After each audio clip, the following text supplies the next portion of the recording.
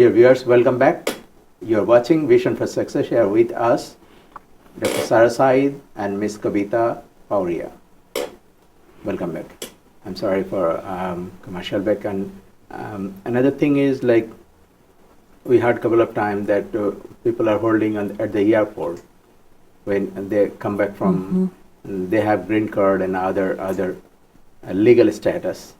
So what they can do over there, what precaution they can take before they leave the country, leave US?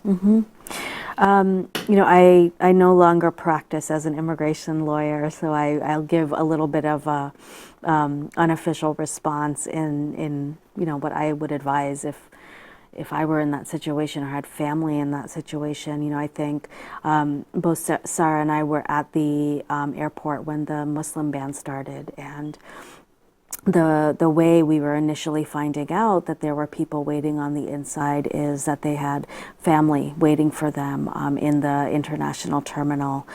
And so I think, very important that your family, to the extent that that's possible, is aware of your arrival time, is paying attention, has information, your official legal name, perhaps even copies of your documents, and the ability to contact an attorney on your behalf if you do end up in a difficult situation for some reason. I won't go beyond that, though. I don't want to speak out of turn and play immigration lawyer in this position. Yes, sir. About the related to this immigration issue, there is a lot of fraudulent activities are in different community. The service provider, they are taking advantage of.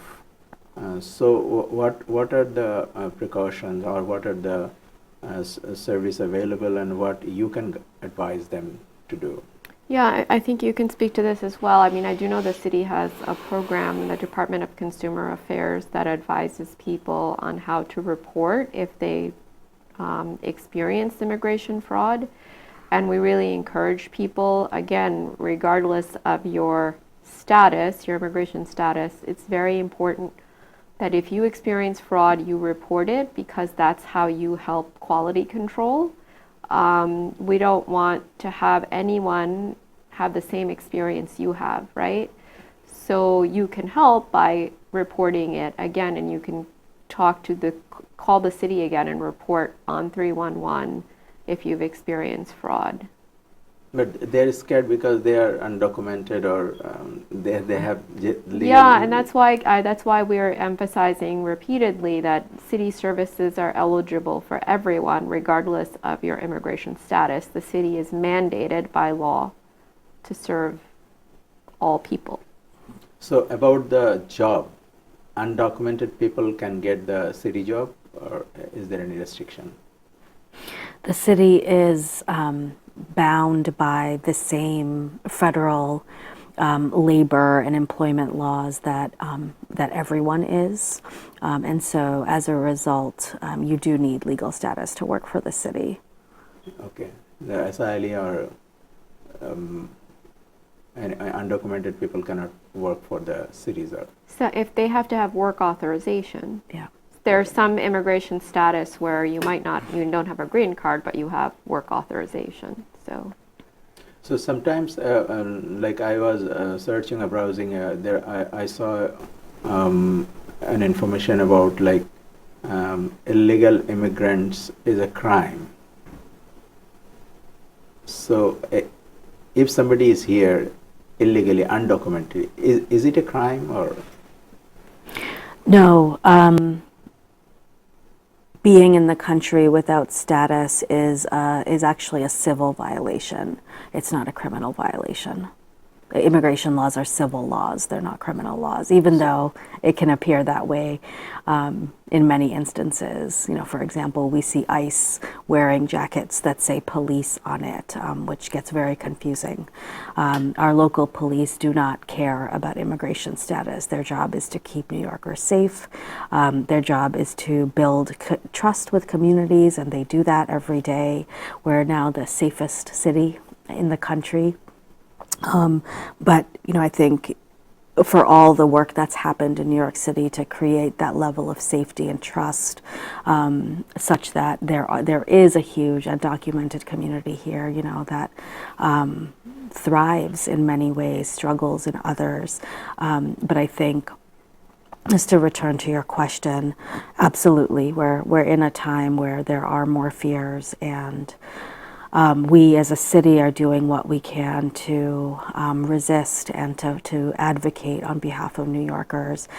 Just yesterday or the day before, we sent a letter to President Trump asking him to continue the DACA program, which we're worried that it may not be continued. It is still on, but it's in the courts right now, and it's possible that the president may be interested in ending it. We don't know, but we're advocating anyway. And so yesterday we sent a letter to President Trump with a coalition that the mayor leads called Cities for Action.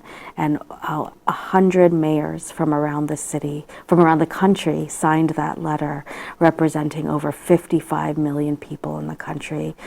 So we will continue to do everything we can within the city to take care of our residents, and we're also advocating on behalf of immigrant New Yorkers in every way we can. So we are at the end of the program now. If you want to say a few words to our viewers. Sure. You know, I think we are in a very difficult moment, and what has been inspiring for many of us has been what we've always known about immigrants, which is that we are strong, we are resilient, and we live in a wonderful city.